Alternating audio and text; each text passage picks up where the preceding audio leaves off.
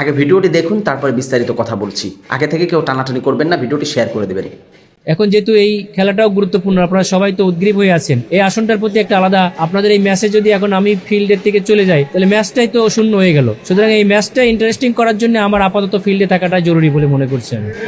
একটি বিশেষ কুচক্রী মহল জনবিচ্ছিন্ন হয়ে যদি আমাকে বিভিন্নভাবে করার চেষ্টা করে, সেটা তাদের জন্যই বুমেরাং হবে, আমার জন্য কোনো ক্ষতির কারণ হবে না, বরং আরো লাভ হবে। মানুষ সত্যটাই চাই, সত্য উদ্ঘাটিত হবে অবশ্যই, এবং এটার পক্ষেই মানুষ রায় দেবে ইনশাআল্লাহ। তেমন বড় কোনো জিনিস না, এখন অনলাইনে সবই দেখা যায়। আমি এটা রেজিস্টার্ড ডাক্তার, এ ব্যাপারে মানুষ সাধারণভাবে তারা নিজেরাই ক্লিক করে বের করে ফেলছে। গতকালকেই বলেছি যে শিক্ষক এবং সাংবাদিক যদি বিবেক বন্ধকি রেখে কোনো দলের কাছে ময়দানে আসে, তখন ফ্যাসিজমের জন্ম নেবে।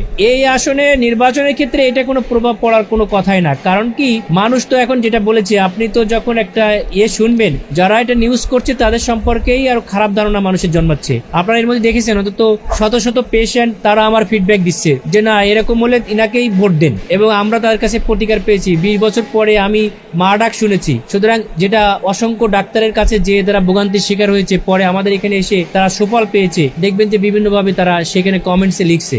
একটা জায়গায় যদি চাঁদা মুক্তভাবে, ধরেন একটা বাজেটে 1000 কোটি টাকার 100 কোটি টাকা যদি চাঁদাতে চলে যায়, আর যদি না যায়, তখন ওই ভ্যালুটা ডিস্ট্রিবিউশন হয়। কিন্তু জনগণের উপরে ওই 100 কোটি টাকা যদি ডিস্ট্রিবিউট করে দেওয়া হয়, তাহলে যে জিনিস আপনি 80 টাকায় পাওয়ার কথা, সেই জিনিস তখন আপনি 40-50 টাকায় পেয়ে যাবেন। বিভিন্নভাবে এটা সুবিধা কিন্তু আপনি পাবেন। একটা সন্ত্রাস মুক্ত যখন একটা অঞ্চল থাকবে, এই এলাকার মধ্যে আপনারা দেখেছেন যে ইউনিভার্সিটির মধ্যে গুলি করতে যেয়ে একজন আরেকজনের গুলি করার মধ্যে সাধারণ মানুষ মারা গেছে। সুতরাং একটা এলাকা যখন দুর্নীতি মুক্ত হবে, সন্ত্রাস মুক্ত হবে, তখন আপনিও নিরাপদ, আপনার পরিবারও নিরাপদ। প্যাসিভ ভাবে যখন কোনো উন্নতি হয়, সকলেই তার ফল পায়, তেমনি কোনো খারাপ কিছু হলে সেটার ফল সকলকে ভোগ।